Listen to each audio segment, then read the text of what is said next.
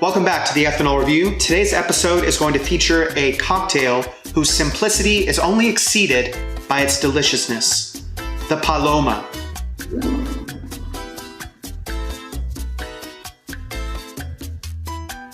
The exact origins of this cocktail are definitely murky, but you can assign a timeline to it.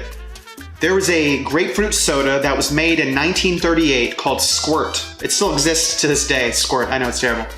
It still exists to this day, and it first got imported into Mexico around 1950, where there was a lot of tequila.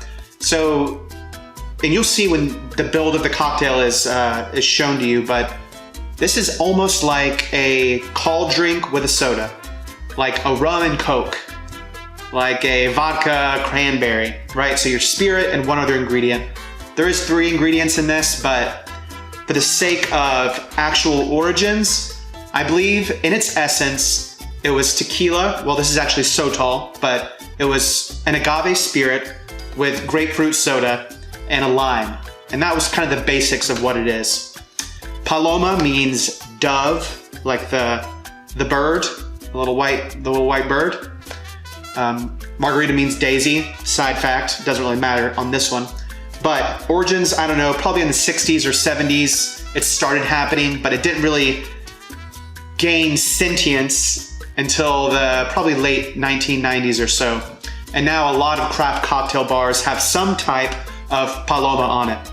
Now, in its very essence, Paloma is tequila, Blanco or Reposado, I would say Blanco generally speaking, a bit of fresh lime juice, and grapefruit soda.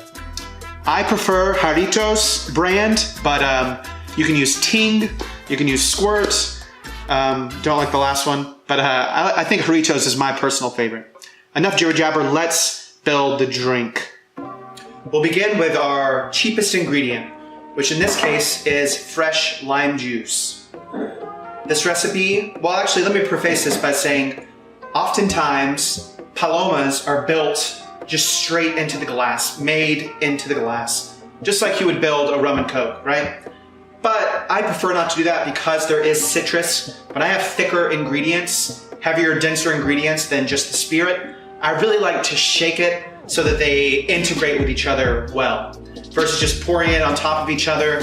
There's a textural difference that I don't really care for. So my version, I do build it into a cocktail shaker, shake it, strain it, top with the soda.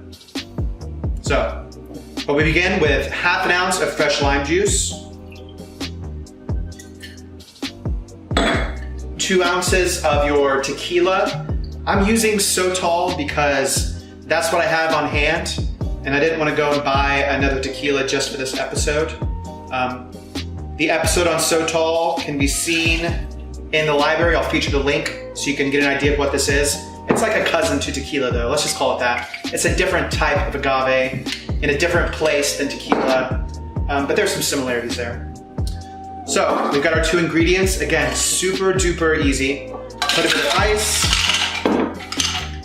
and then I'm gonna give it a brief shake because it is gonna be on the rocks anyway.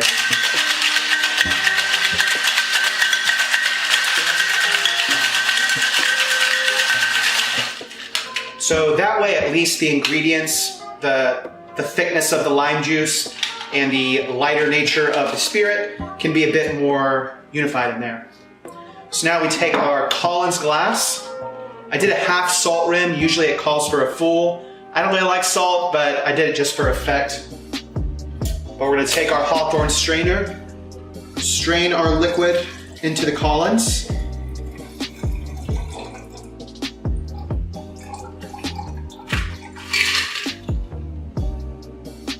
Add our grapefruit soda. And again, we're using Jarritos. You can find this at any local Mexican grocery store. It's good stuff to just drink on your own, honestly, on its own. A bit more ice.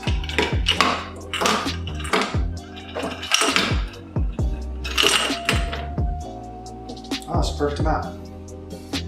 Maybe a lime wheel if you'd like. And there you have it. This is the gem of Mexican drink culture, the Paloma. Forget the margarita.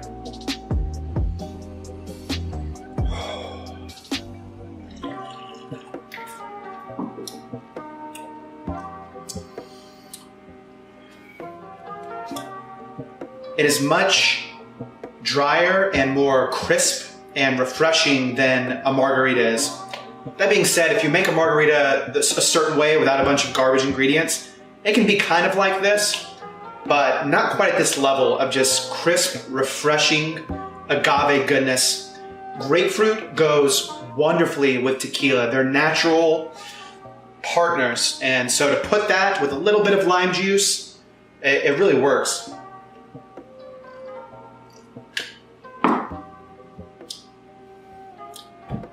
This is good shit. Super easy to make. 3 ingredients, cheap, way easier than a margarita, way less room for error than a margarita. I think Paloma is what we should be drinking in the spring and summer. Cheers.